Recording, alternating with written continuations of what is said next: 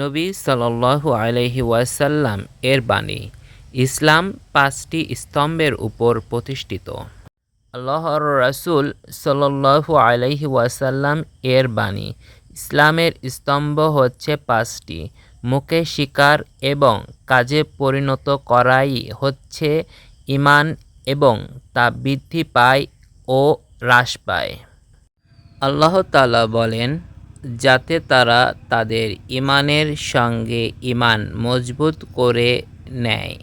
সূরা ফাতহ আয়াত 4।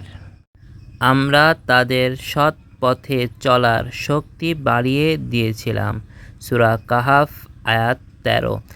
এবং যারা সৎ পথে চলে আল্লাহ তাদের অধিক হিদায়াত দান করেন।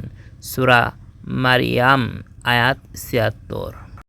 এবং যারা সৎ পথ অবলম্বন করে আল্লাহ তাদের হিদায়াত বাড়িয়ে দেন এবং তাদের সৎ পথে চলার শক্তি বাড়িয়ে দেন। সূরা মুহাম্মদ আয়াত 17। যাতে মুমিনদের ঈমান বেড়ে যায়। সূরা মুদাসসির আয়াত 31। আল্লাহ তাআলা আরও বলেন, এটা তোমাদের মধ্যে কার ঈমান বাড়িয়ে দিল? যারা মুমিন এ তো তাদের ঈমান বাড়িয়ে দেয়। সূরা আত-তাওবাহ আয়াত 124। এবং তার বাণী, সুতরাং তোমরা তাদের ভয় করো, এ কথা তাদের ঈমানের দৃঢ়তা বাড়িয়ে দিল। সূরা আল ইমরান আয়াত 173।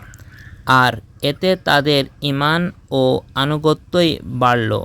সূরা আহজাব আয়াত 173।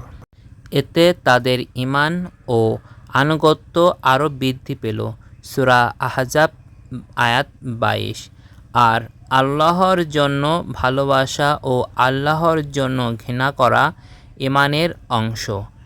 ওমর ইবনু আবদুল আজিজ রাহমাতুল্লাহ আদি ইবনু আদি রাহমাতুল্লাহ এর নিকট এক পত্রে লিখেছিলেন, ঈমানের কতকগুলো ফরজ, কতকগুলো হুকুম আহকাম, বিধিনিষেধ এবং সুন্নত রয়েছে। যে এগুলো পূর্ণভাবে আদায় করে তার ঈমান পূর্ণ হয়, আর যে এগুলো পূর্ণভাবে আদায় করে না তার ঈমান পূর্ণ হয় না। আমি যদি বেঁচে থাকি তবে অচিরেই এগুলো তোমাদের নিকট ব্যক্ত করব, যাতে তোমরা তার উপর আমল করতে পারো। আর যদি আমার মৃত্যু হয় তাহলে জেনে রাখো, তোমাদের সহচর্যে থাকার জন্য আমি আকাঙ্ক্ষিত নই। ইব্রাহিম আলাইহিসসালাম বলেন, তবে এ তো কেবল চিত্ত প্রশান্তির জন্য। সূরা আল বাকারা আয়াত 26। মুআজ রাদিয়াল্লাহু তাআলা আনহু বলেন, এসো আমাদের সঙ্গে বসো, কিছুক্ষণ ঈমানের আলোচনা করি। ইবনু মাসউদ রাদিয়াল্লাহু তাআলা আনহু বলেন, ইয়াকিন হলো পূর্ণ ঈমান। ইবনু ওমর রাদিয়াল্লাহু তাআলা আনহু বলেন, বান্দা প্রকৃত তাকওয়ায় পৌঁছাতে পারে না যতক্ষণ পর্যন্ত সে মনে যে বিষয়ের সন্দেহের সৃষ্টি করে তা পরিত্যাগ না করে।